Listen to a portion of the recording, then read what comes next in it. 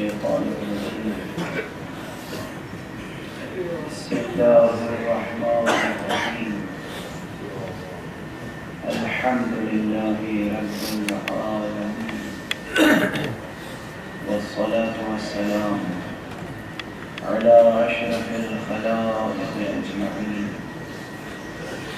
سيدنا وسيد الأولين والآخرين حبيبنا وحبيب إله العالمين إمام المرسلين وخاتم النبيين أبي القاسم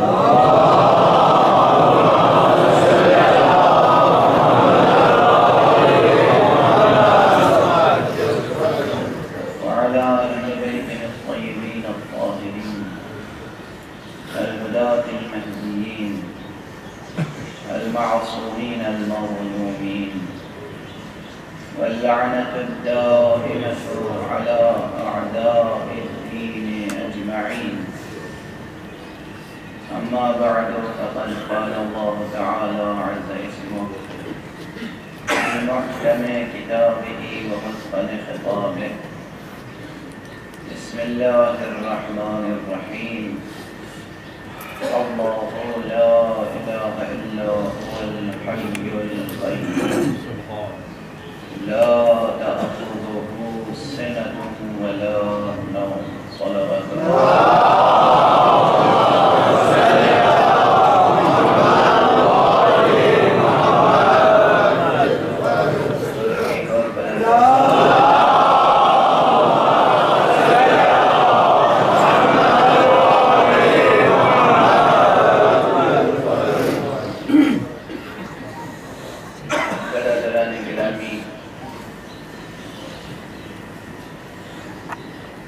قرآن حکیم کی یہ آیت کریمہ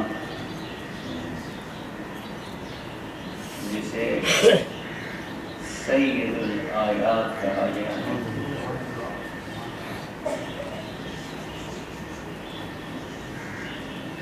یہ علم عرفان نظری کا مکمل متن ہے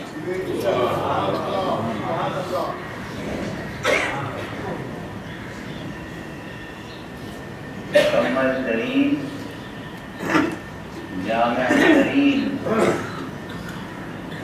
متن علم عرفان نظری ہے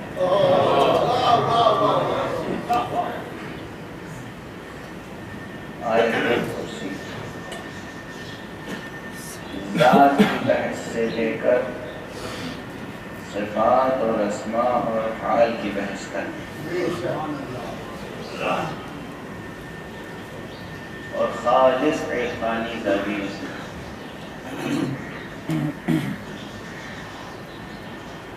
ذات حق سبحانہ وتعالی خود جب اپنی معرفت عطا کریں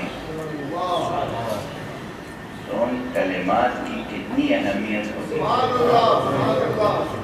جن کلمات کے ذریعے سے وہ معرفت عطا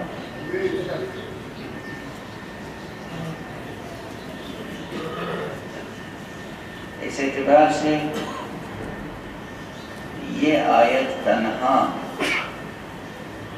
بے انتہا اہمیت رکھتی ہے بے انتہا مقابل رکھتی ہے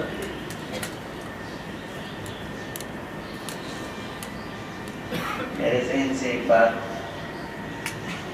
محو ہو گئی تھی جو مجھے پہلے عرض کر دینی چاہیے تھی وہ عرض کر لوں تو پھر گفتگو آگے بڑھاؤں جہاں تک بھی میری آواز جا رہی ہے میری گزارش ہے میری التماس ہے کہ آپ کی حفاظت کے لیے سیکورٹی کے لیے سیفٹی کے لیے جو پولیس کے حضرات اور اسکاؤٹس آپ سے گزارش کر رہے ہیں التماس کر رہے ہیں ان کی گزارش اور التماس کو ماننے کی یہ آپ کی اور تمام عزاداروں کی حفاظت کے لیے ضروری ہے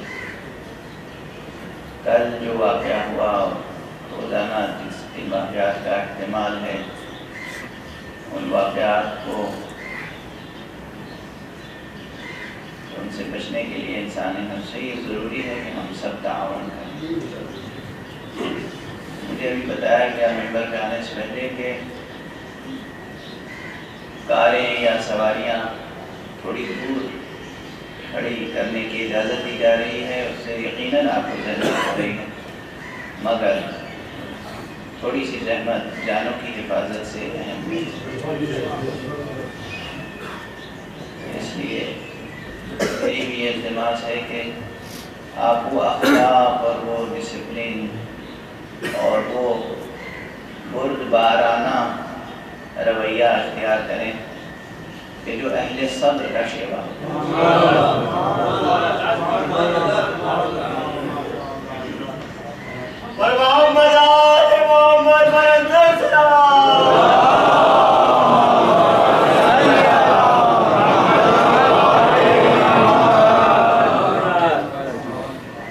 ہماری جو تہذیب کی بنیادی قدروں میں صبر ہے، ایثار ہے، تحمل ہے، اور وہ عبادت سب سے زیادہ ثواب رکھتی ہے جس میں زحمت زیادہ۔ ابھی یہ زحمت جو ہے وہ ہماری اور آپ کی حفاظت میں خاطر ہے، اسے اپنی انا کا مسئلہ نہ بنائیں، خودی کا مسئلہ نہ بنائیں۔ ایک صلوات پڑھیں۔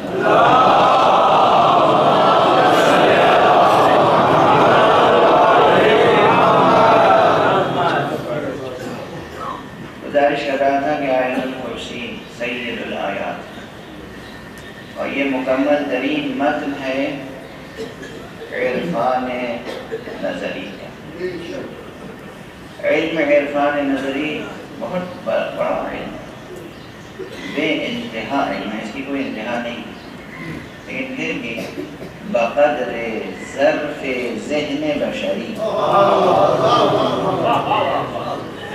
انسان کو جو ذہن عطا کیا گیا، انسان کو جو قلب عطا کیا گیا، اس کے اندازے کے مطابق جتنی معرفت حق حصہ بشری میں آ سکتی تھی وہ حضرت حق سبحانہ و تعالیٰ نے قرآن مجید میں عطا فرما دی۔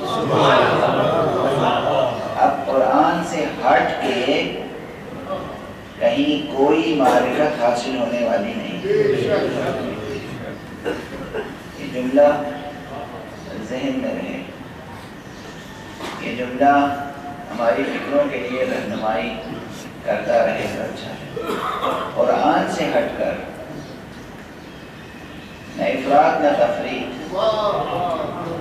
قرآن سے ہٹ کر کہیں معرفت حق حاصل ہونے والی نہیں، نہ کہیں قرآن سے زیادہ ہے اور نہ قرآن میں کچھ کم ہے۔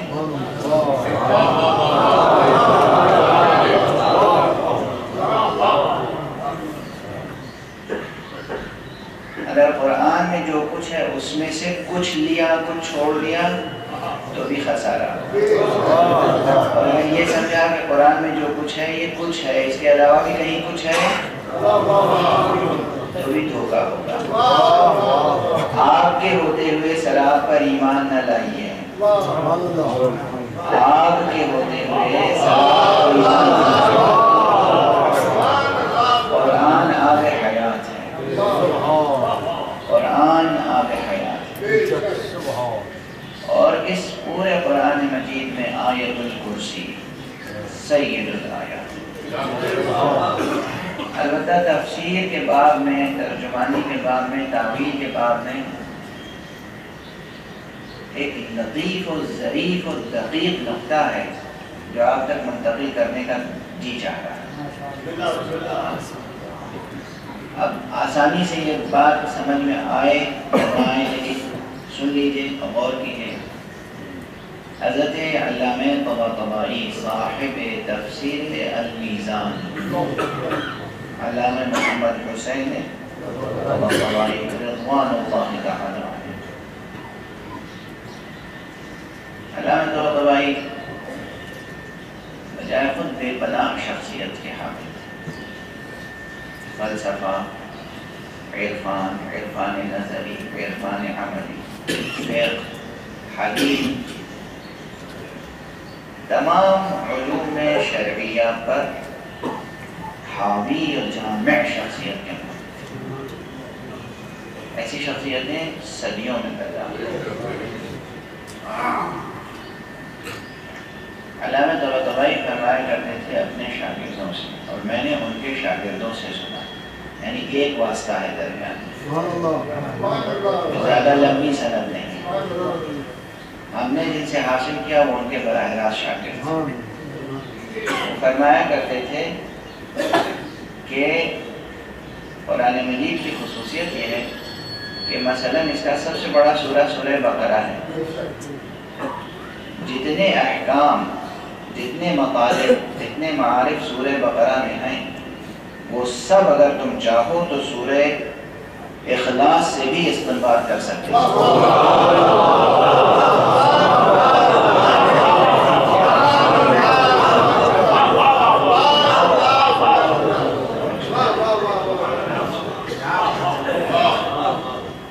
سورہ اخلاص قرآن مجید کے مختصر ترین سوروں میں ہے.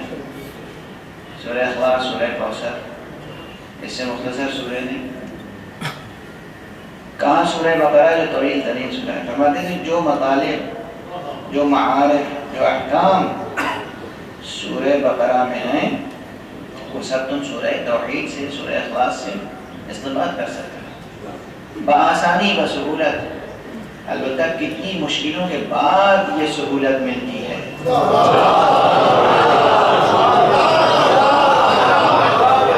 یہ الگ بحث، یہ بحث الگ ہے کہ کتنی مشکلوں کے بعد پھر انسان اس منزل پہ پہنچتا ہے، اس مقام پہ پہنچتا ہے کہ یہ کام تم بسہولت کر سکتے ہو. یہ بڑے بڑے مفسرین کے لیے نقطہ اتنا آسان نہیں ہے کہ سورہ بقرہ کو آپ سورہ اخلاص سے استنباط کریں، مگر یہ وہ کر سکتا ہے جس کا تعلق اس مکتب فکر سے ہو، تو یہ جانتا ہو کہ ایک نقطہ بائے بسم اللہ میں پورا قرآن ہے.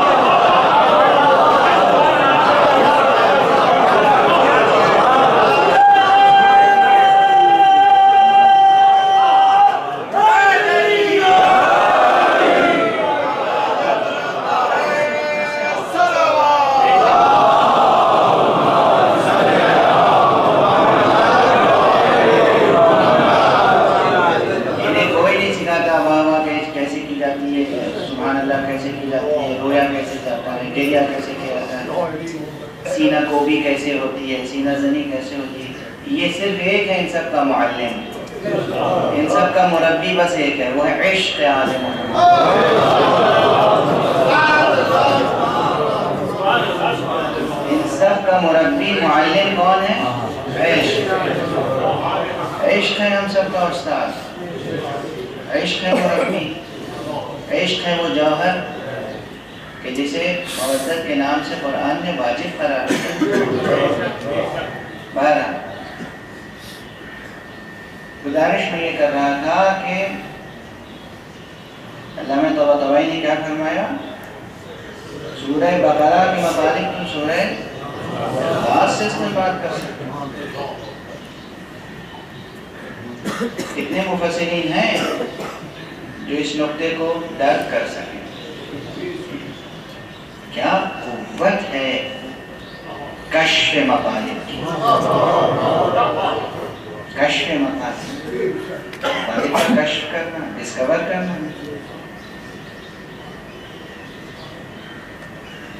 یہ مکتب تفسیر، یہ مکتب تعمیر، اسے کوئی ہو سکتا ہے جو اس ذات گرامی سے جڑا ہوا ہو، اس شہر سے جڑا ہوا ہو، اس دروازے سے جڑا ہوا ہو، کہ جو شب بھر بسم اللہ کی تفسیر بیان کرے صرف سین کی تفسیر بیان جیسے بے کی تفسیر بیان، یا الحمد کی تفسیر بیان کرنا چاہیں تو صرف الف و لام کی تفسیر بیان ہو سکتی. یہ دونوں روایتیں حضرت ابن عباس سے ہیں رضی اللہ تعالی. حضرت ابن عباس کہتے ہیں کہ نماز عشاء کے بعد حضرت امیر المؤمنین علی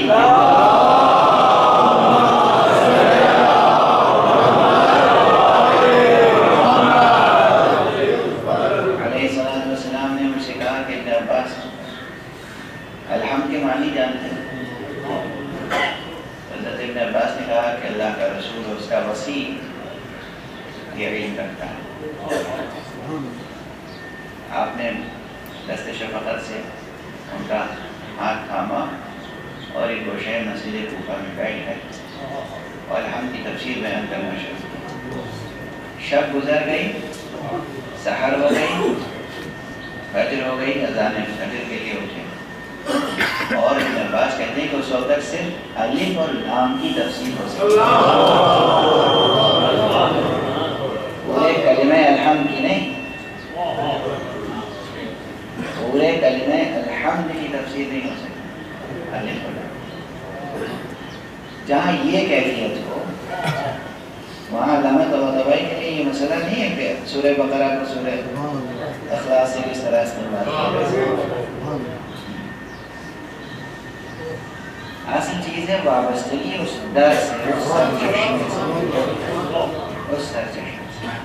اب آیت الکرسی ہے. میں نے عرض کیا کہ آیت الکرسی جو سید الآیات ہے، یہ علم عرفان نظری کا جامع ترین اور کامل ترین متن ہے اور مختصر ترین بھی. جتنے مطالب ہیں عرفان نظری کے، پہلی منزل میں کہہ رہا ہوں عرفان نظری کے، کیوں کہہ رہا ہوں یہ بھی گزارش کروں. لیکن جب یہ بات سمجھ میں آ جائے گی کہ عرفان نظری کے مطالب سب کے سب اس میں جمع ہیں تو پھر بس ایک جملہ کہنے کے لیے ہے، اور وہ یہ ہے کہ انہی عرفان نظری کے مطالب کے بطن سے عرفان عملی جنم لیتا ہے. عرفان عملی کہیں اور جا کے نہیں ملے گا، انہی مطالب کے بطن سے عرفان عملی وجود میں آتا ہے. اور اس فارمولے کو بھی کس نے بیان کیا، کس نے اشارہ کیا اس کی طرف؟ باب مدینۃ العلم علی ابن ابی طالب.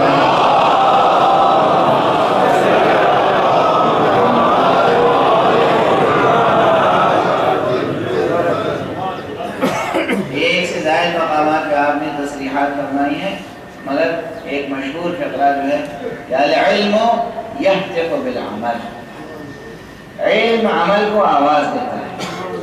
اگر علم کی آواز پر عمل وجود میں آ جاتا ہے تو علم وہاں ٹھہرتا ہے. فَإِنْ أَجَابَهُ وَإِلَّا ارْتَحَلَ عَنْهُ. اور اگر عمل وہاں وجود میں نہیں آتا تو علم وہاں سے کوچ کر جاتا ہے. تو جتنا علم حاصل ہو اس کے مطابق عمل وجود میں آ جائے.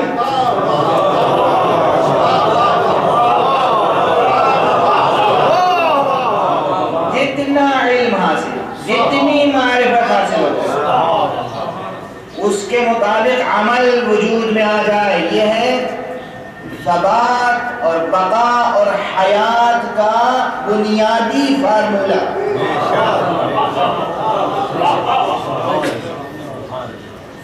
جیسے ہی یہ علم حاصل ہو جائے اجمالاً ہی صحیح کہ کوئی خالق ہے،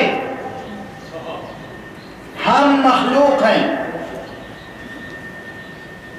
اس قضیے کے منکشف ہوتے ہی فوراً یہ بات ذہن میں آئے گی خالق آخر اس کا کرم ہے، لطف ہے، انعام ہے کہ اس نے ہمیں خلق کیا.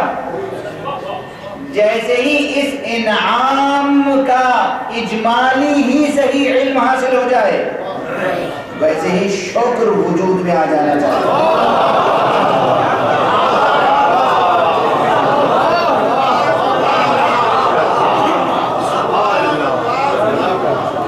شکر وجود میں جتنا ہے علم کوئی ہے جس نے ہمیں وجود بخشا ہے، بس سجدہ کرو، پیشانی چکا دیں. میں نے ایک نشست میں ذکر کیا تھا، میں مرد بھی عرض کر دوں کہ موت اور حیات کی مشق روز ہوتی ہے. النوم اخو الموت، جو ہم سوتے ہیں یہ ہمارا خواب، یہ موت کی معنی ہے.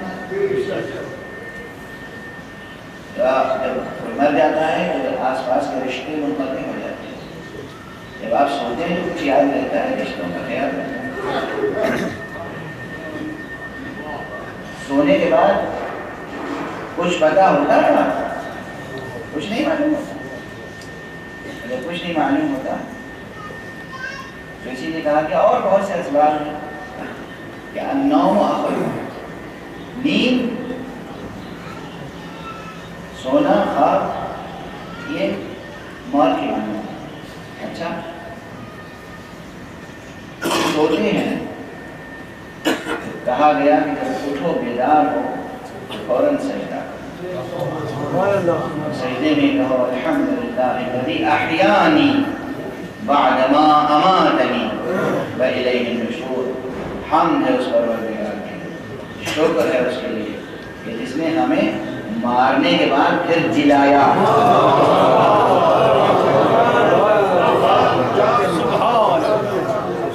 نیند خواب کے بعد بیدار کرنا، کون بیدار کرتا ہے؟ بیدار کون کرتا ہے؟ آپ خود کو خود سے بیدار کرتے ہیں. آپ کو سلاتا کون ہے؟ آپ کو بیدار کون کرتا ہے؟ آپ خود سوتے ہیں، دوائیں آپ کو سلاتی ہیں، ڈاکٹر آپ کو سلاتے ہیں. سلاتا کون ہے؟ جگاتا کون ہے؟ ارے ہوش کے ناخن تو یہ ہیں. غور تو کریں، زندگی کے روز مرہ کے مظاہر نہیں ہیں. وہ ہے جو سلاتا ہے، وہ ہے جو بیدار کرتا ہے. اسی لیے قرآن مجید میں اس نے کہا وہی ہے کہ جو یتوفی الانفس حین موتها والتی لم تمت فی منامها. جب انسان مرتا ہے تو وہی ہے جو روح کو قبض کرتا ہے، اور جو مرتے نہیں ہیں بلکہ صرف سوتے ہیں تب بھی وہی ہے. سونے کی حالت میں بھی وہی پروردگار ہے. تو ہم روز سوتے ہیں، روز جاگتے ہیں. ہم سے کہا گیا کہ تم جب بیدار ہو تو شکر ادا کرو. پروردگار نے ہمیں دوبارہ نظر کیا. الحمدللہ الذی رد علی روحی لأعبدہ واشکرہ. تعریف ہے اس پروردگار کی کہ جس نے ہماری روح ہمیں واپس کی تاکہ ہم اس کی عبادت کریں اور اس کا شکر بجا کریں. اچھا یہ مثال دے رہا تھا کہ جتنی معرفت حاصل ہو اس کے مطابق عمل وجود میں آ جائے.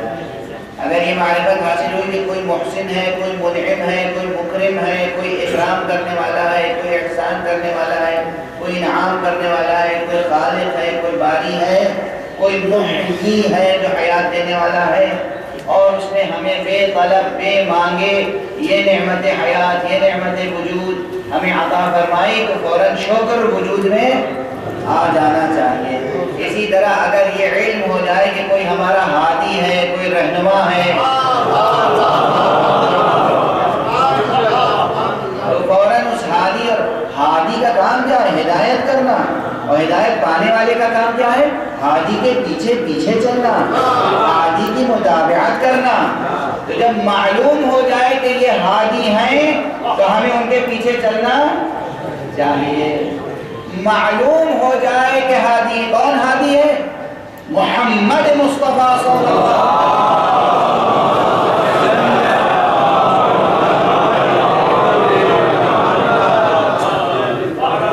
مسلمان کو تو کم سے کم علم ہے نا کہ وہ ہادی ہیں، جب ہادی ہیں تو ہمیں ان کے پیچھے چلنا ہے۔ اگر وہ خود کہہ دیں کہ ہمارے بعد کوئی اور بھی ہادی ہے،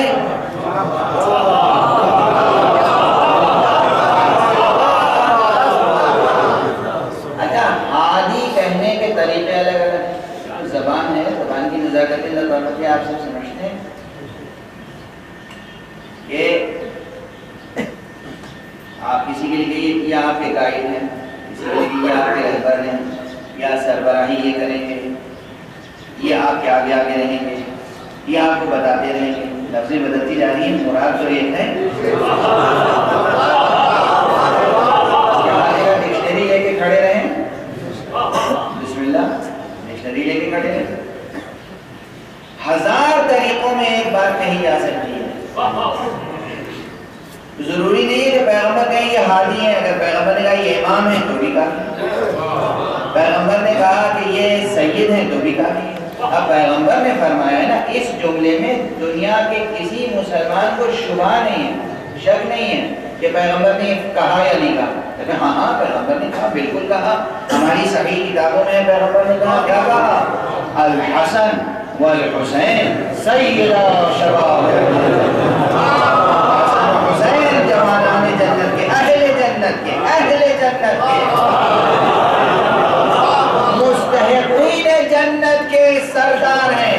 سردار کون ہوتا ہے؟ جو سردار ہوتا ہے وہی تو ہادی ہوتا ہے، وہی تو رہنما ہوتا ہے، وہی تو امام ہوتا ہے۔ تو سردار کی بیعت کی جاتی ہے یا سردار سے بیعت لی جاتی ہے؟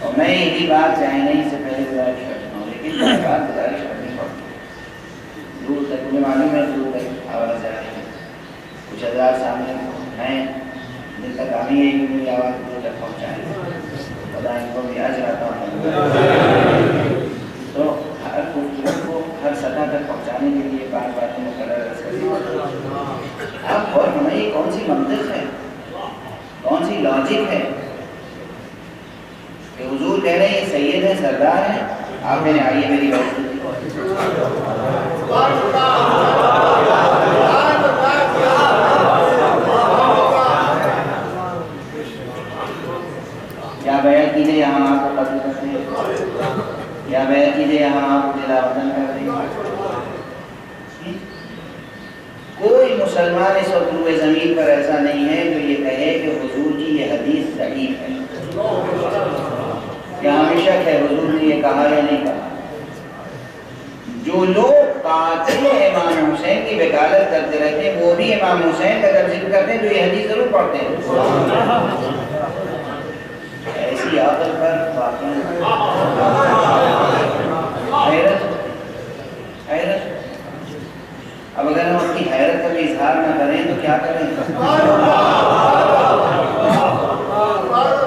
کوئی ایک مسلمان روئے زمین پر نہیں ہے جسے اس حدیث شریف میں شک ہوا. تو حضور نے فرمایا الحسن والحسین سیدہ یہ مستحقین جنت کے سید و سردار. سید و سردار کون کس کو سید کہہ رہا ہے؟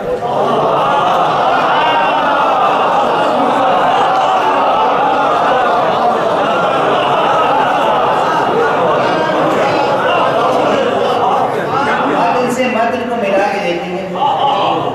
وہ سید کہہ رہا ہے جسے اللہ نے سید کہا ہے.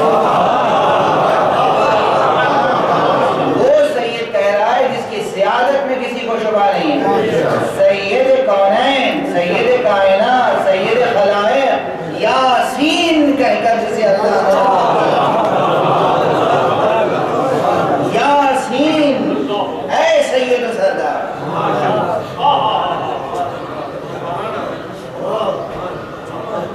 وہ سید و سردار کائنات کہہ رہا ہے کہ یہ سید و سردار مستحقین بہشت ہیں. سید انہیں سید کہہ رہا ہے. متن بالکل ویسے ہی جیسے مولا کسی کو مولا.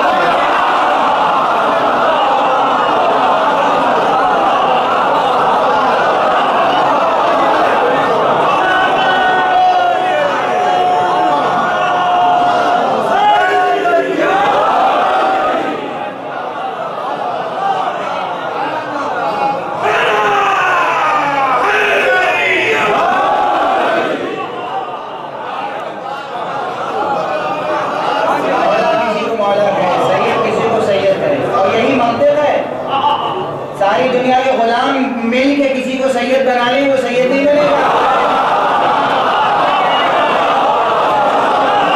وہ سید ہے وہی سید بنائے گا. ساری دنیا کے جاہل مل کے کسی کو عالم بنا لے تو عالم عالم ہے وہ عالم.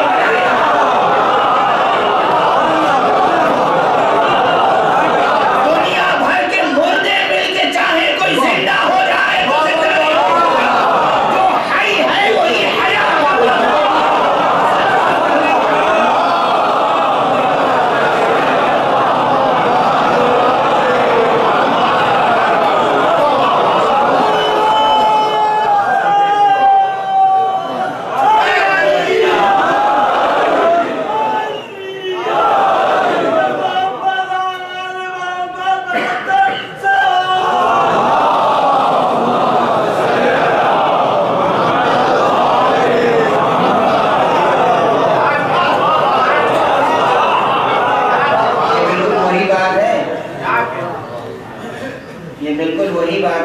فلسفے کی بوجھل زبان میں فلسفے کی مخصوص اصطلاح میں کہتے ہیں کہ فاقد الشیء لا یعطی الشیء. اس کے پاس کچھ نہ ہو وہ کچھ دے بھی نہیں سکتا. اس کے پاس کچھ نہیں ہے دے نہیں سکتا. میرے کیسے میں مال نہیں ہے میں کچھ نہیں دے سکتا. جیب میں پیسے نہیں میں نہیں دے سکتا. یا جو ہے وہی دے سکتا ہوں.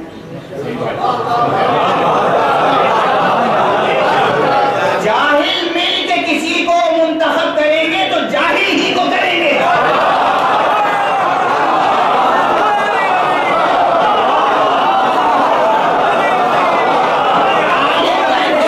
کر نہیں سکتے اس لیے کہ علم کی شناخت تو عالم ہی کرے گا.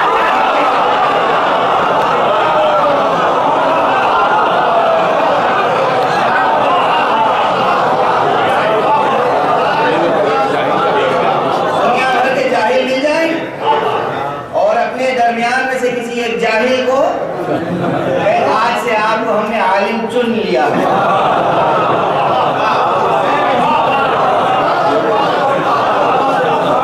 کیا چناؤ ہے.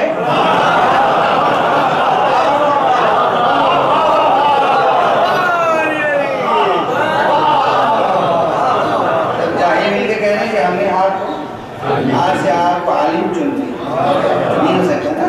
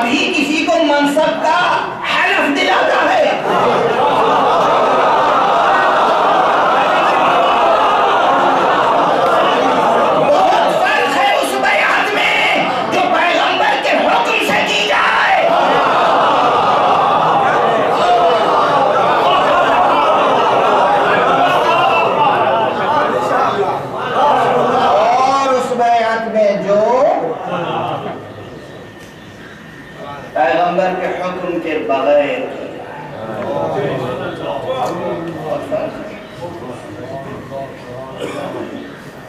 پیغمبر کہنے جاؤ سلموا علی علی بامرۃ المؤمنین، جاؤ علی پہ سلام کرو امیر المومنین کہہ کر۔ کس کو عبارت بخشی؟ امیر کائنات ہے، اس نے علی کو امیر بنا۔ امیر کسی کو امیر بنا سکتا ہے۔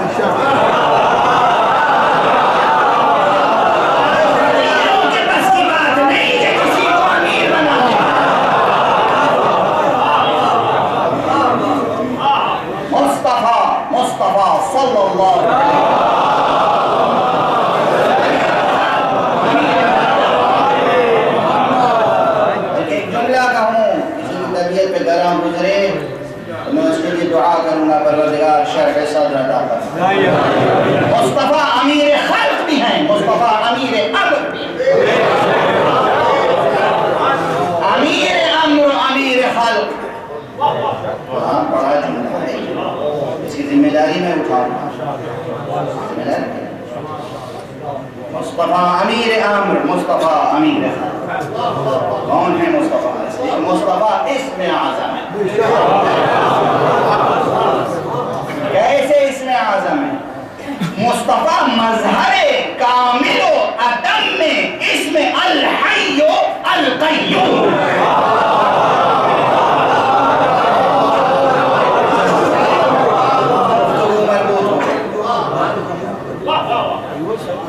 مطالب دقیق ہیں، اسے رقیق کر کے بیان کرنا پڑتا ہے۔ اب وہ علم عرفانی نظری کی جو اصطلاحیں ہیں، وہ اصطلاحیں یوں ہی آپ کے سامنے بس بیان کرتا ہوا چلا جاؤں تو پھر وہ الزام آ جائے گا کہ بلا وجہ وہ جل زبان استعمال کرتے ہیں۔ کیا کیا حسن زن ہے؟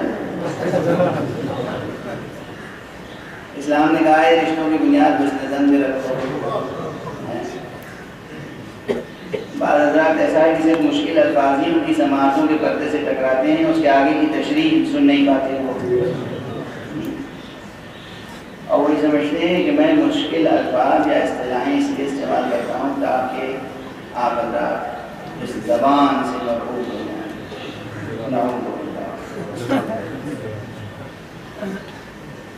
اس کے درمیان میں مطالب کی گزارش کرتا ہوں۔ آیت الکرسی شروع ہوتی ہے اس اسم سے جسے عام طور پر کہا جاتا ہے اسم ذات، مگر یہی بحث ہے۔ اصل ذات جس کے لیے عرفا کے ایک مکتب نے ہویت غیبیہ کی اصطلاح استعمال کی، غیب ہویت مطلقہ یا ہویت غیبیت مطلقہ، اس کا تو نہ کوئی نام ہے نہ لقب۔ غیب الغیب، غیب ہویت غیب، کوئی نام نہیں اس کا، بس ایک ہو کہہ کر اشارہ کرتا ہے۔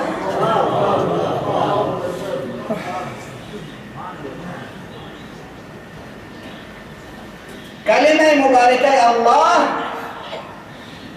مستجمع صفات ہے، تمام صفات اس میں جمع ہیں۔ کس طرح جمع ہیں کہ عالم لفظ میں اس وحدت مطلقہ کی جھلک آ جاتی ہے کہ جہاں اسماء و صفات میں تنازع نہیں ہے۔ اسماء و صفات میں تنازع عالم کثرت میں ہے، نہ کہ عالم وحدت میں۔ اور یہ بھی آپ صرف کثرت کے مقابلے میں وحدت کا کلمہ استعمال کرتے ہیں۔ ایک ہے عالم احدیت، ایک ہے عالم واحدیت، ایک ہے عالم جمع الجمع، ایک ہے عالم جمع الفرق۔ یہ سب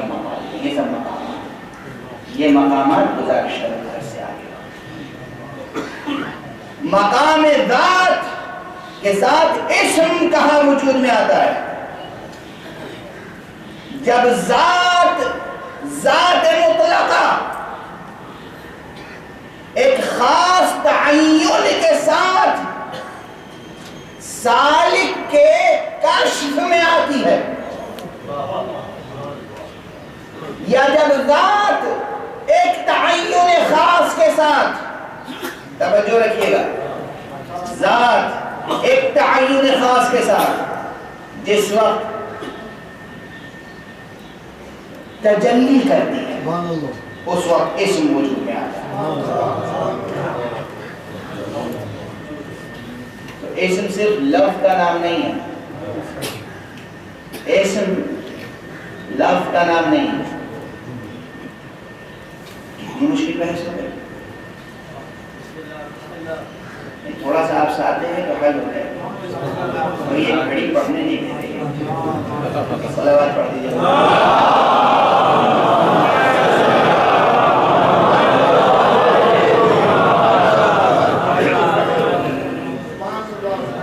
اب ملتزمین جو ہے ایسا نہ کریں کہ کل سے گھڑی اتارنے سامنے ایک صلوات پڑھ دیجیے۔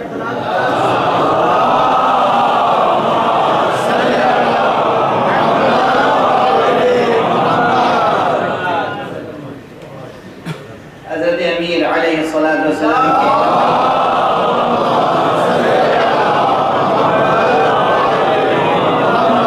جملے کی روشنی میں یہ بحث آگے بڑھا ہے۔ بحث دقیق ہے، بحث مشکل ہے، لیکن آپ بھی کوئی معمولی طالب علم نہیں ہے، یہ مدرسہ بھی کوئی عام مدرسہ حسینی، مکتب حسین، اس سے بڑا کوئی مکتب توحید ہے نہیں۔ یہاں اگر توحید حق سمجھی سمجھ میں نہ آئے گی تو کہیں سمجھ میں آنے کا امکان ہی نہیں۔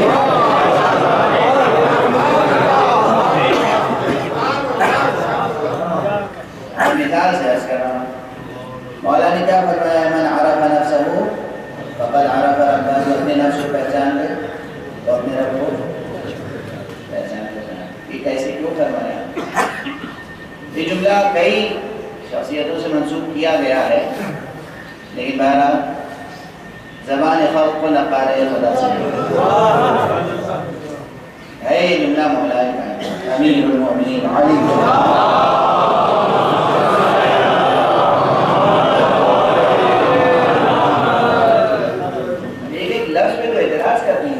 علی کو مولا کائنات کہتے ہیں، اس پہ اعتراض۔ خیر قسطوں میں جواب دیتا رہوں گا۔ ابھی میری زندگی کی کئی قسمیں باقی ہیں انشاءاللہ، قسطوں میں جواب انشاءاللہ۔ مولا کائنات، ہاں مولا کائنات، مولا کائنات کون مولا کائنات؟ علی مولا کائنات، علی مولا خالق کائنات نے ان کو مولا کائنات بنایا ہے، ہم کر کیا سکتے؟ ہم وہ تو کر نہیں سکتے جو آپ کر رہے ہیں۔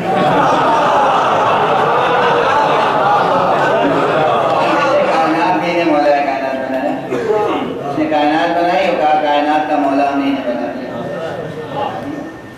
مصطفیٰ مولا کائنات، مرتضیٰ مولا کائنات، حسین مولا کائنات۔ مولا نے فرمایا کہ تو اپنے نفس کو پہچان لو تو آپ کو پہچان لو، چند نفس کو پہچاننے کی کوشش کریں، کیسے پہچان؟ بہت سے مطالب میں غالباً اسی ممبر سے آپ کے سامنے عرض کر چکا ہوں، اپنی طالب علمی کے ابتدائی زمانے کا ایک لطیفہ، ابتدائی اس لیے کہہ رہا ہوں کہ طالب علم تو اب بھی امید تھا اور آیت اللہ حضرت حسن زادہ عاملی کی خدمت میں حاضر ہوا کرتا تھا، جو اس وقت علم عرفان کے بحر ناپیدا کرنا، کوئی عرفانی متن ایسا نہیں ہے جس پر ان کے حاشیے اور تعارف کرنا، اور عرفان نظری کے ساتھ عرفان عملی۔ میں نے وہاں قوم میں اسی جملے من عرف نفسہ فقد عرف ربہ کی تشریحیں لکھنا شروع کی۔ تو اس جملے کا ترجمہ میں نے 12 طریقے سے کیا ہے، 12 طریقے سے تشریحیں لکھی، بالکل ایک دوسرے سے مختلف۔ اس کے بعد دل میں ایک سرور پیدا ہوا. ایک چھوٹے سے جملے کے میں نے 12 ترجمے کر ڈالے، 12 تشریحیں لکھی، 12 کتابچے لکھ دیے، گویا 12 مقالے الگ الگ ایک جملے کی تشریح میں. دل میں سرور پیدا ہوا، دل میں سے. میں نے کسی سے کہا نہیں. ایسے میری عادت ہے جب کچھ حاصل ہوتا ہے تو سجدہ خالق کرتا ہوں. کوئی ایک جملہ بھی سامنے آ جائے تو سجدہ شکر کرتا ہوں. میرے حبیب کا یہ جملہ سمجھ میں آ گیا، رسول کی حدیث سمجھ میں آ گئی، مولا علی کا یہ جملہ سمجھ میں آ گیا، شکر ادا کرتا ہوں. ورنہ ہم کیا، ہماری سمجھ کیا. میں نے شکر ادا کیا، گیا ان کے درس میں، درس کے بعد گھر پہ حاضری کی. جب سب اٹھ کے چلے گئے میں گستاخ تھا، جسم اٹھا بیٹھا رہتا تھا جب تک وہ گھر سے نکالتے نہیں تھے، نکلتا نہیں. بیٹھا رہا تو مسکرا کے مجھے دیکھا، کہا تمہیں معلوم ہے یہ بھی جملہ ہے نا مولا کا، من عرف نفسہ فقد عرف ربہ. میں نے اس کا ترجمہ 92 کے طریقے سے کیا ہے.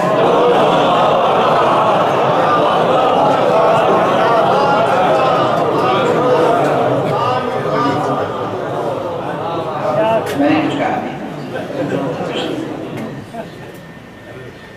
یہ بتائیے جب آقائے حسن زادہ آمولی ایک خاک کا پتلا، ایک خاکی تو کہنے کی ضرورت مجھے نہیں، مگر عام اصطلاح میں خاکی انسان بشر.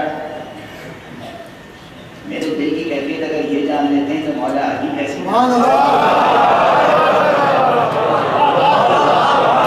رسول اللہ کی کیا شان ہوگی، رسول حق کی کیا شان ہوگی.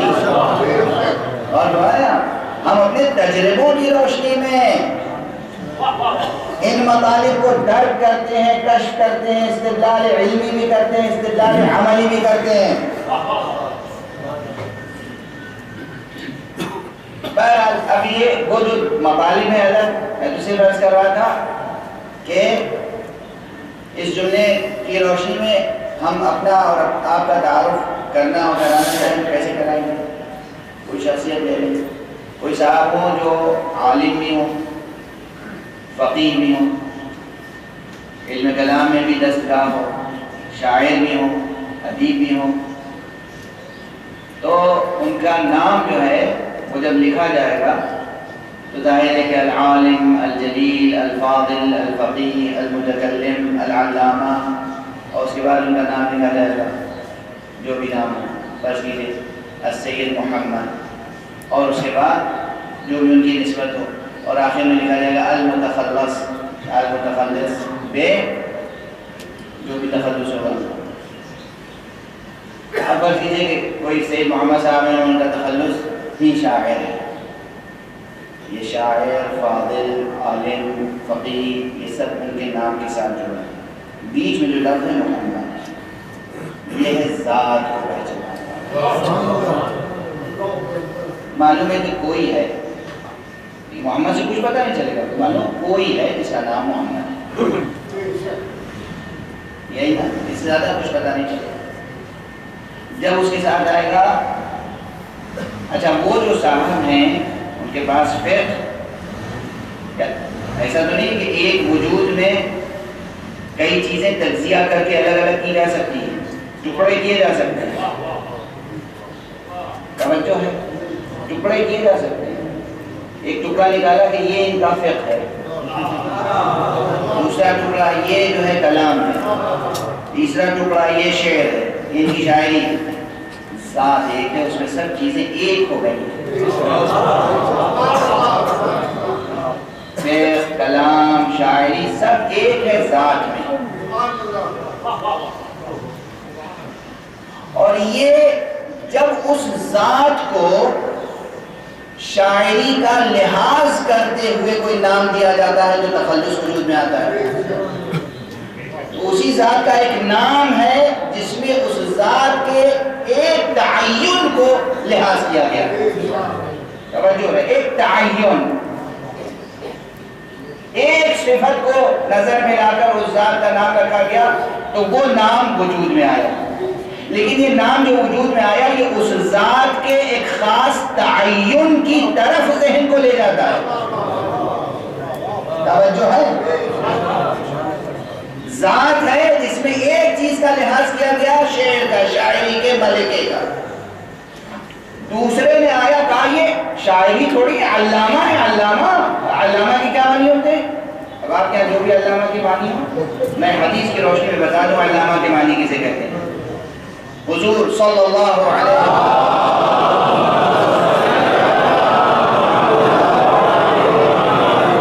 مسجد میں بیٹھے ہوئے تشریف لائے، مسجد میں کچھ لوگ بیٹھے ہوئے تھے، کسی کو حلقہ کیے ہوئے، حضور تشریف لائے، کہا یہ کیا ہے؟ کہا علامہ ہے۔ کون علامہ؟ مل علامہ، علامہ کیا چیز ہے؟ کہا یہ انصاب عرب سے بہت واقف ہے، ایام عرب سے، تاریخ سے واقف ہے۔ علم اس کا نام ہے؟ اس کا نام نہیں ہے، علم تو منحصر ہے فقہ میں، احکام خدا کا علم سے، وہ ہے علامہ، فقیہ ہے علامہ۔ یہ تعریف کس کی ہے؟ پیغمبر اکرم صلی اللہ علیہ وسلم۔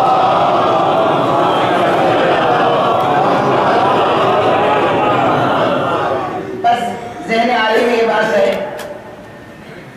کہ اب آپ نے کہا کہ یہ صرف شاعری نہیں ہے، یہ علامہ بھی ہے، یعنی فقیہ ہے، شریعت کا علم ہے۔ تو لفظ علامہ نے اس شخصیت کی ایک صفت کا لحاظ کر کے اس شخصیت کو متعارف کرا۔ توجہ ہے؟ اچھا، جب اسماء وجود میں آ گئے، 4 اسم 6 اسم 10 اسم کے ذریعے سے، تو انسان کبھی سوچتا ہے یہ کیسے ممکن ہے کہ ایک شخص فقیہ بھی ہو، شاعر بھی؟ تزاحم وجود میں آتا ہے۔ توجہ ہے؟ لیکن صاحب فقیہ بہت اچھے ہیں مگر شاعر اتنے اچھے نہیں، کوئی فقیہ شاعر اچھا ہو ہی نہیں سکتا، شاعرانہ کیفیتیں ہی الگ ہوتی ہیں۔ فقیہ تو زاہد خشک ہوتا ہے، اس کے یہاں شاعرانہ لطافت کیسے پیدا ہو سکتی ہے؟ اور ہمیں آپ نے یا کسی کے شاعر ہونے کی حیثیت سے تعارف حاصل ہو گیا تو کہا یہ فقیہ ہو ہی نہیں سکتے۔ شاعر کے جذبات ہی الگ ہوتے ہیں، شاعر کی کیفیتیں الگ ہوتی ہیں، فقیہ کا مزاج الگ ہوتا ہے، فقیہانہ مزاج الگ ہوتا ہے۔ جہاں اسماء میں کثرت ہوئی، تزاحم پیدا ہوا۔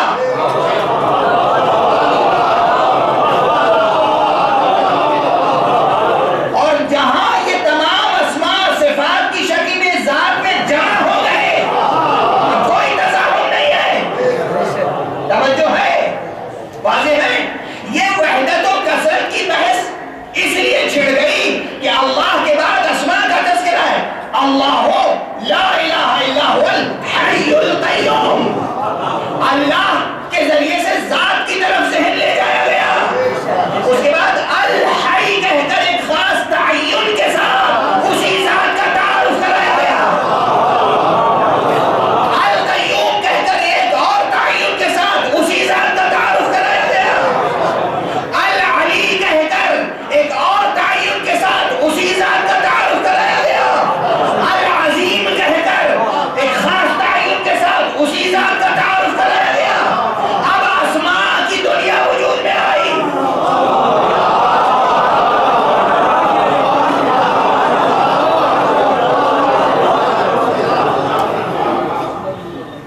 علم عرفان جو پڑھتے ہیں وہ جانتے ہیں کہ تعین اول ہی میں 2 صورتیں ہو جاتی ہیں، 2 حضرات ہیں، ایک حضرت ظاہر، ایک حضرت باطن۔ توجہ ہے؟ توجہ ہے؟ کیا عرض کر رہا ہوں، کہاں بات پہنچ گئی؟ یہ متن عرفان نظری ہے جو آپ کے سامنے یہ چیز عرض کر رہا ہوں۔ تعین اول، تعین ثانی نہیں، تعین اول۔ تعین اول کے ہی 2 حضرات ہیں، حضرت ظاہر، حضرت باطن۔ ظاہر کا تقاضا یہ ہے کہ کثرت ہو، باطن کا تقاضا یہ ہے کہ وحدت ہو۔ وحدت میں اسماء کا کہ وہ شان ہوتی ہے جہاں تزاحم نہیں ہے، ظاہر میں تزاحم ہوتا ہے۔ اب یہ بحث یہ تزاحم کا لفظ بھی پھر اس کی مزید وضاحت کروں گا، یعنی بظاہر تضاد نظر آتا ہے، ٹکراؤ نظر آتا ہے، معلوم ہوتا ہے یہ ہو سکتا ہے تو یہ نہیں ہو سکتا، یہ ہو سکتا ہے تو یہ نہیں ہو سکتا۔ یہ عالم اسماء کی بحث ہے، یہ عالم کثرت کی بحث ہے، یہ ظاہر کی بحث ہے، باطن کی نہیں۔ اللہ سبحانہ و تعالی نے تعین اول ہی میں حضرت ظاہر اور حضرت باطن دونوں کو اس طرح کا وجود عطا کیا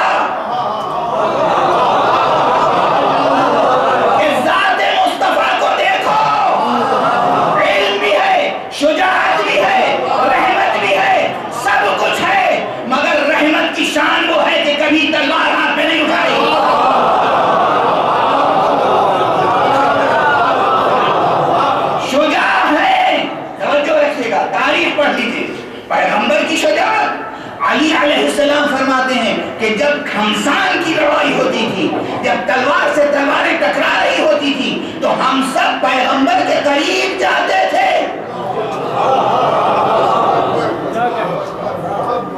پیغمبر کے قریب رہتے تھے. یعنی پیغمبر کی ہیبت و شجاعت یہ تھی.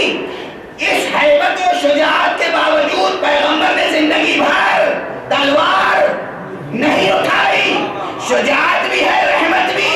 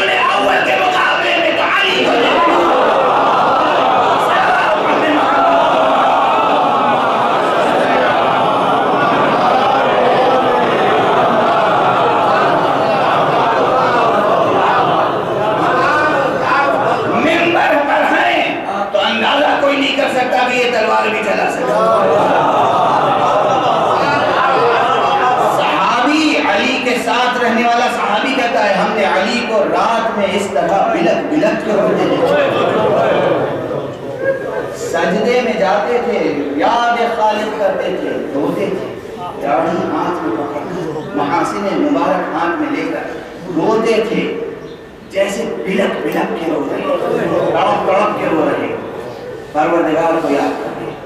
اندازہ نہیں ہوتا تھا کہ یہ وہ شجاع علی ہے جو میدان جنگ میں بہادروں کو زیر کرتا. یہ علی کی کیفیت. اور جب میدان جنگ میں ہوتے تھے تو دیکھنے والے اندازہ نہیں کر سکتے تھے کہ یہی علی. کیا علی کی آنکھوں میں آنسو بھی آ سکتے ہیں؟ علی گریہ بھی کر سکتے ہیں؟ ایسا شجاع، ایسا بہادر گریہ بھی کر سکتا ہے. یہ ہے اسماء کا ظاہر.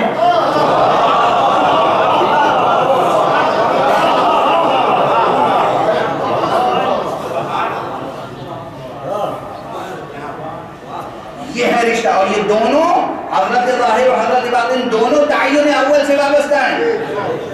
تعین اول ہی سے وابستہ ہیں. توجہ رہے، یہ ایجاد بندہ نہیں ہے اصطلاح میں. میں صرف آپ کے سامنے وضاحت کر رہا ہوں، کسی حد تک کاش کے وضاحت ہو جائے. اور ہمارے ہاں جو وضاحت کر رہا ہوں اس لیے کر رہا ہوں کہ جہاں تک میں نے اس نظریے کو قبول کیا ہے میں ذمہ دار ہوں. میں ذمہ دار تعین اول، وہاں اس کے بعد پھر اسماء کی دنیا سامنے.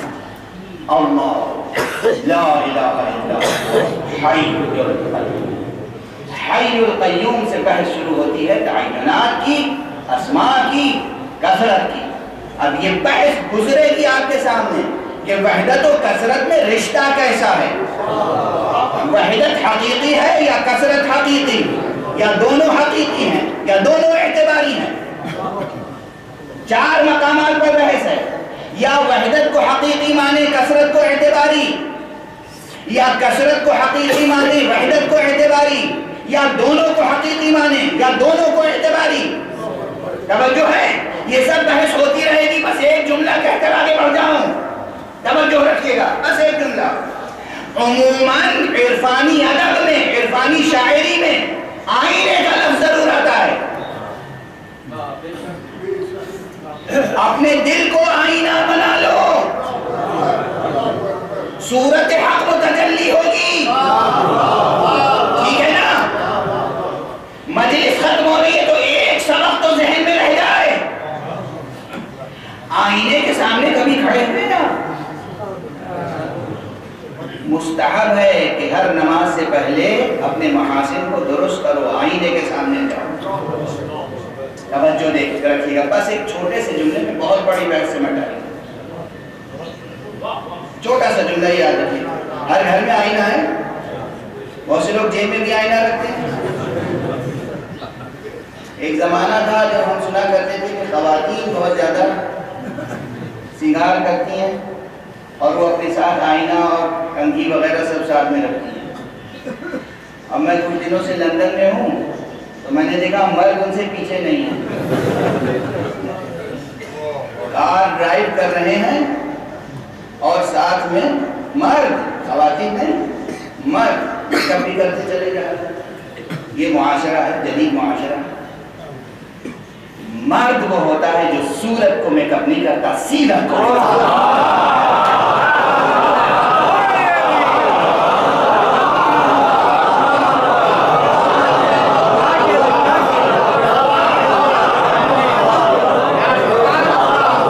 خواتین بھی جملہ سن لیں، اصل میں خاتون وہ نہیں ہے جو صرف اپنی صورت کیوں میک اپ کرے.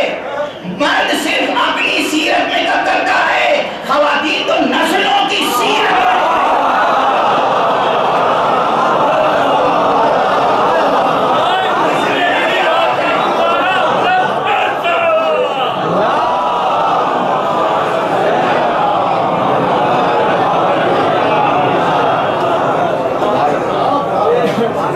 یہ بھی عرفان عملی کی بحث ہے. یہ عرفان عملی ہے. صورت کتنی سجائے، سیرت کتنی سجائے، صورت کیسے سجائے، سیرت کیسے سجائے، صورت کس آئینے میں دیکھیں، سیرت کس آئینے میں دیکھیں، صورت کس کنگھی سے سجائیں، سیرت کس کنگھی سے سجائیں. یہ عرفانی ادب میں جو آئینہ اور کنگھی کا ذکر ہے یوں ہی نہیں آ گیا ہے. اب تو وہ لوگ بھی نہیں رہ گئے جو کلاسیکی کلام کو سمجھ سکیں اور صحیح اس کی تشریح کر سکیں. اور بھگوانے یہاں بہرحال بس ایک جملہ عرض کر رہا ہوں. آئینہ دیکھیے، آئینہ دیکھنے کی عادت ڈالیے. آئینہ دیکھنا آپ کی فطرت میں رکھا گیا ہے. صرف ایک جگہ جانے کے بعد کہا جاتا ہے آئینہ نہ دیکھنا، جب حج میں جاؤ. جب تک وہاں نہ جاؤ آئینہ دیکھتے رہو. موقع ہے بنانے کا، جب وہاں پہنچ گئے تو موقع نہیں ہے بنانے کا.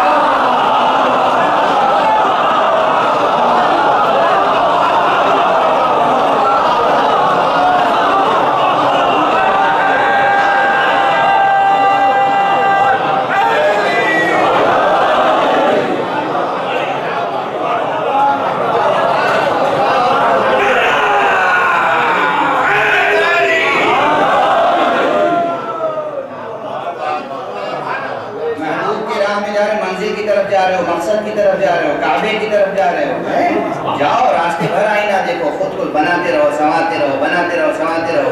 تب تک مہلت ہے بننے سنورنے کی جب تک منزل آنا ہے. منزل پہ پہنچنے کے بعد بننے سنورنے کا مقام نہیں ہے. گھر سے کعبے تک حرم تک پہنچنے کا راستہ گویا دنیا سے آخرت تک پہنچنے کا راستہ ہے. جب تک دنیا میں ہے بنتے رہو، سنورتے رہو. جب حشر میں آ گئے تو کیا بننا سنورنا. اب آئینہ دیکھنے کا مقام نہیں ہے، اب کنگھی کے استعمال کا مقام نہیں ہے. بہرحال آئینہ دیکھیں، کیسے دیکھیں؟ آئینے سے ایک سبق لیں. آئینہ جب دیکھتے ہیں تو آئینے میں نظر کیا آتا ہے؟ آئینے میں کچھ ہوتا ہے جو نظر آتا ہے؟ آئینے میں آپ نظر آتے ہیں، خود ہی نظر آتے ہیں. قد آدم آئینہ بنا، بالکل جتنا آپ کا سائز ہے اتنا ہی آئینے کا سائز. آپ کھڑے ہو، جب آپ اشارہ کریں گے ایسے آئینے کی طرف تو وہ کدھر اشارہ کرے گا؟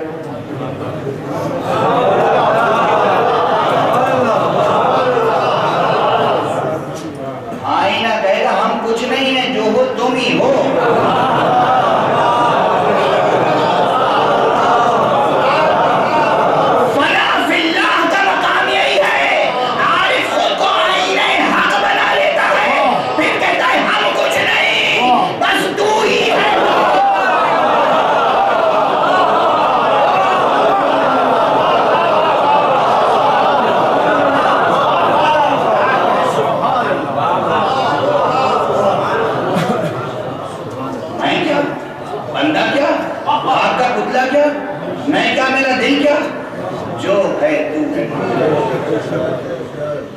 یہ سبق آئینے سے سیکھی. جو ہے تو ہے جو تو چاہے گا وہ نہیں، بس تیرے سامنے سر خم ہو جائے. اس حق کی بندگی کی حیات ہے. مطالب آ جاتے ہیں، ورنہ اصل بحث میرے سامنے سے ہٹی نہیں ہے، حیات کی تعریف اور حی کی تعریف، لیکن بس گفتگو آج ختم ہو گئی۔ یہ شان کہاں پائی جاتی ہے جو کہ میں کچھ نہیں، جو ہے تو ہے، یہ وہی پائی جاتی ہے جہاں خود پروردگار کسی کو عبد کہتا ہے، وہ مقام مصطفیٰ صلی اللہ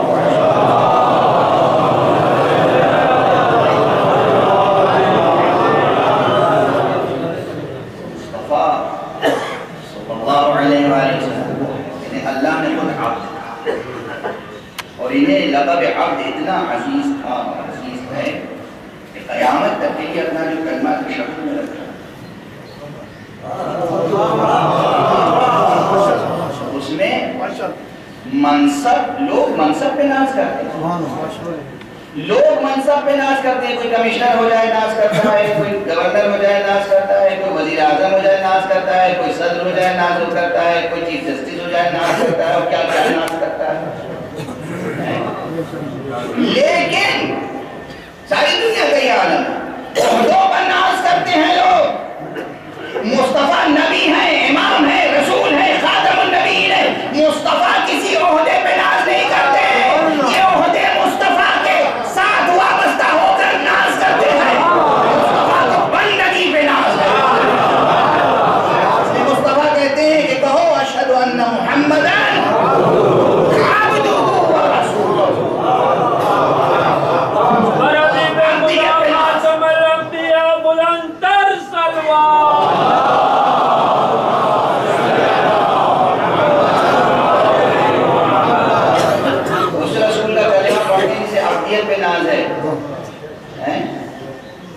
ہم کتنی بندگی کے آداب سیکھتے ہیں، بس ختم۔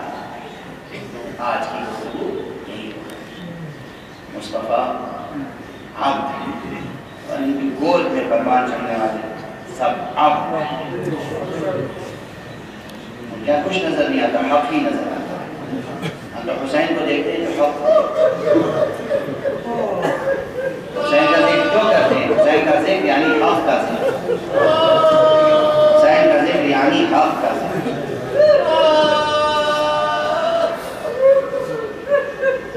اجرکم علی اللہ، خدا آپ کی سب کی زندگیوں میں برکت عطا فرمائے۔ اور میں یہ دعا رسول یہی کرتا ہوں، پروردگار ہمیں زندگی دے تو بس حسین پہ رونے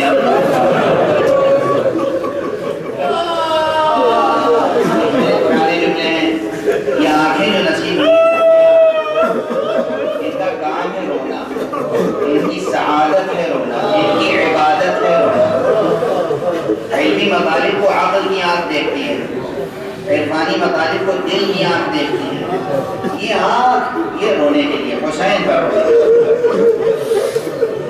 حسین تذکرہ تھا نا، وہ حسین جو خود بھی پیاسا شہید کیا گیا، اس کے ننے ننے بچے پیاسے شہید کیے گئے، اس کے ننے ننے بچے حسین کی شہادت کے بعد بھی پیاسے رکھے گئے،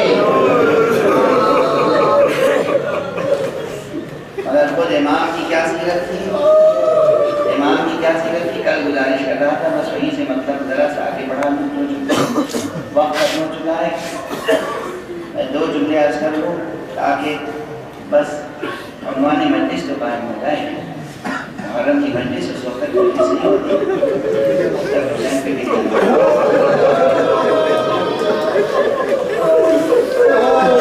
اس وقت تک مجلس نہیں ہوتی جب تک حسین پہ بات نہیں ہوتی۔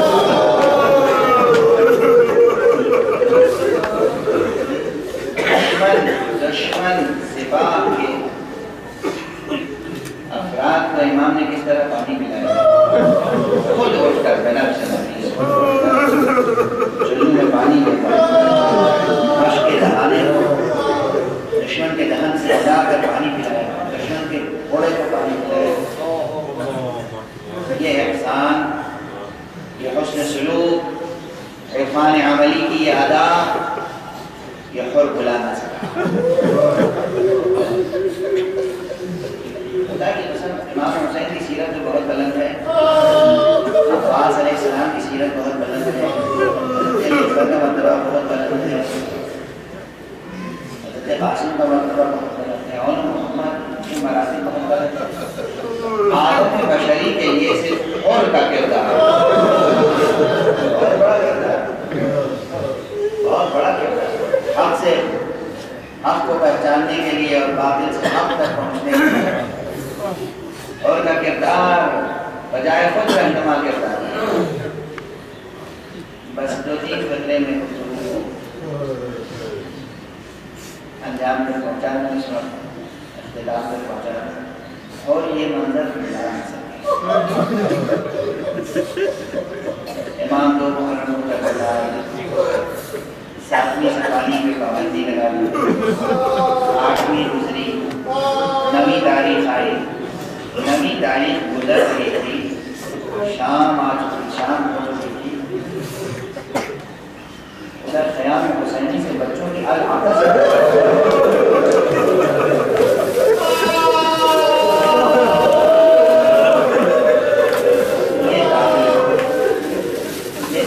یہ داستان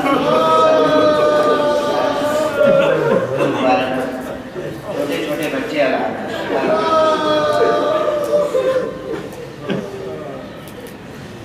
اور وہ آوازیں اور تک پہنچ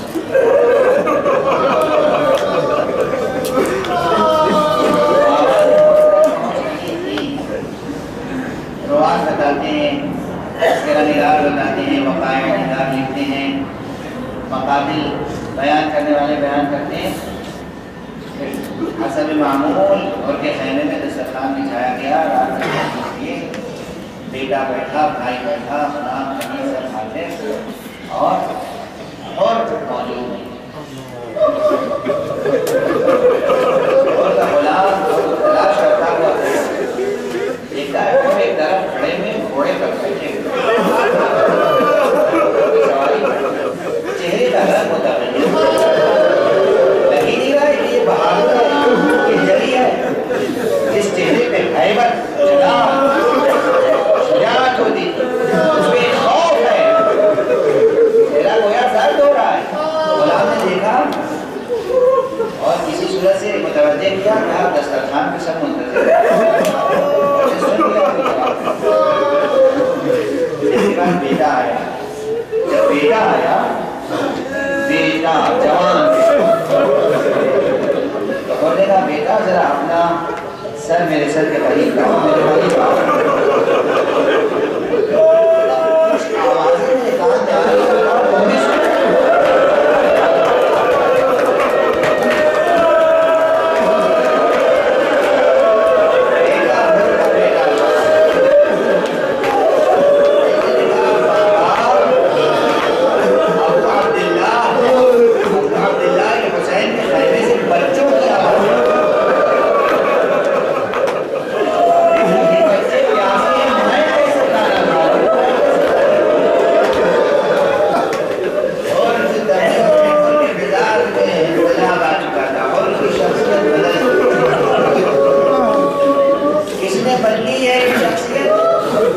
امام کی سیرت اپنی جگہ، امام کا کردار اپنی جگہ، لیکن میں ایک جملہ کہوں گا، بچوں کی العطش کی صدا،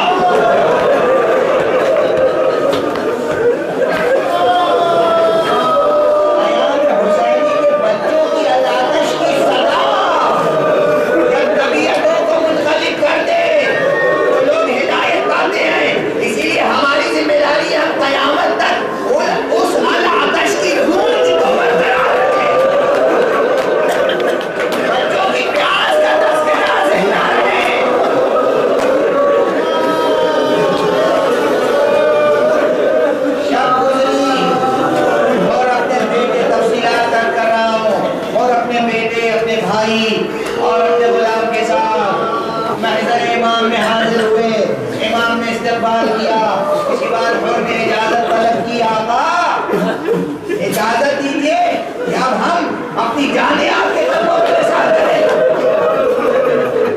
دعوت صاحب نہیں دے رہی ہے، اس لیے ایک آخری جملے تک پہنچنا چاہتا ہوں اور آپ کو پہنچانا چاہتا ہوں۔ آپ کے سنے ہوئے یہ مقامات مسائل ہیں، مگر پھر بھی محل مجلس کے لیے میں گزارش کر رہا ہوں اور وہ تو اور نے سب سے پہلے اپنے بیٹے کو پیدا